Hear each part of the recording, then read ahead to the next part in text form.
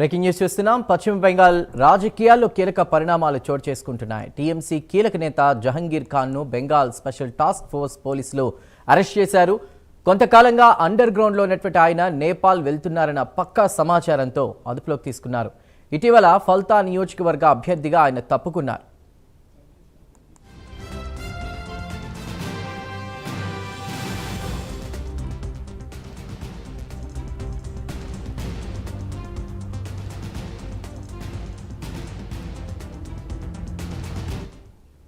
పశ్చిమ బెంగాల్ టీఎంసీ నేత జహంగీర్ ఖాన్ ని ప్రస్తుతం అరెస్ట్ చేసినట్టు తెలుస్తోంది. పూర్తి వివరాలని మా నేషనల్ బ్యూరో చీఫ్ కళ అందిస్తారు. కళ, చెప్పండి. దాదాపు మనకు అంటే ఒకవైపు టీఎంసీకి సంబంధించినటువంటిది మమతా బెనర్జీ ఇటు ఢిల్లీలో చాలా కీలకమైనటువంటి సమావేశాల్లో ఇటు ఇండియా బ్లాక్కి సంబంధించినటువంటి సమావేశం నడుస్తుంది. అయితే ఒకవైపు ఈరోజు ఉదయం మాత్రం ఒక బిగ్ బ్రేకింగ్ అని చెప్పవచ్చు.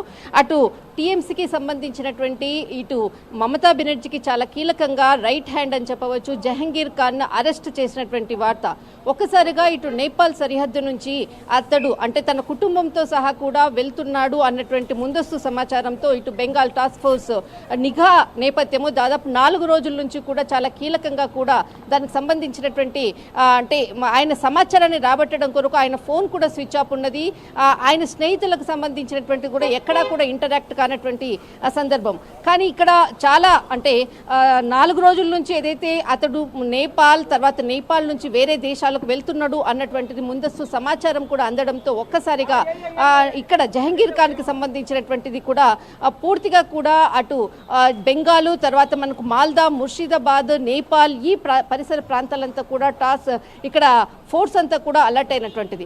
కానీ చాలా చాకచక్యంగా జహంగీర్ ఖాన్కి సంబంధించినటువంటిది ఇక్కడ అంటే 4 రోజుల నుంచి నిఘా పెట్టడంతో జహంగీర్ ఖాన్ వెళ్తున్నాడు అంటే ఇంకా ఒక గంటలో అక్కడి నుంచి వెళ్ళిపోతున్నాడు, మూవ్మెంట్ అవుతుంది అన్నటువంటిది ఒక తన మిత్రునికి కాల్ చేయడంతో దాదాపు ఆ ఫోన్ కాల్ని బట్టి అక్కడ ఉన్నాడు అన్నటువంటి పూర్తి సమాచారంతో పోలీసులు అక్కడికి రావడం జరిగింది. టాస్క్ ఫోర్స్ సిబ్బంది అతన్ని అదుపులోకి తీసుకోవడం జరిగింది. తన కుటుంబంతో సహా దాదాపు మనకు నేపాల్ సరిహద్దు ప్రాంతంలో ఒక గ్రామంలో దాదాపు ఎప్పుడైతే మనకు ఎలక్షన్ అయినటువంటి 18వ అంటే 21వ తేదీన ఏదైతే ఎలక్షన్ ఉందో రీపోలింగ్ 18వ తేదీన చాలా కీలకంగా ఆయనకు సంబంధించినటువంటి ప్రెస్ మీట్ పెట్టి నేను ఉపసంహరించుకుంటున్నాను ఎన్నికల్లో అని చెప్పిన తర్వాత అప్పటి నుంచి కూడా ఆయన కనపడకపోవడం అన్నది కూడా గాలింపు చర్యలు ముమ్మరం చేశారు.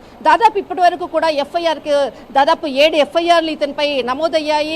తర్వాత ఈవీఎం ట్యాంపరింగ్కి సంబంధించినటువంటిది కూడా అంటే మే 4వ అంటే మే 29వ తేదీన జరిగినటువంటిది ఏప్రిల్ 29వ తేదీన జరిగినటువంటి ఈవీఎం ట్యాంపరింగ్ జరిగినటువంటి సందర్భంలో కేసు నమోదు కావడం జరిగింది. అప్పటి నుంచి కూడా అటు పోలీస్ ఆఫీసర్కి తర్వాత ఇటు జహంగీర్ ఖాన్కి మాటల యుద్ధం జరిగింది. నేను పుష్ప అంటే నేను సింగం అన్నటువంటి ఏదైతే ఇచ్చినటువంటి మాటల యుద్ధం అనుకో అప్పటి నుంచి కూడా అటు పాల్తా నియోజకవర్గంలో జరిగినటువంటి దాడుల నేపథ్యము చాలా మందిని కూడా ఓటర్లను భయభ్రాంతులను చేసినటువంటిది అన్నిటిని కూడా దాదాపు 7 ఎఫ్ఐఆర్లు కూడా నమోదు చేయడం జరిగింది.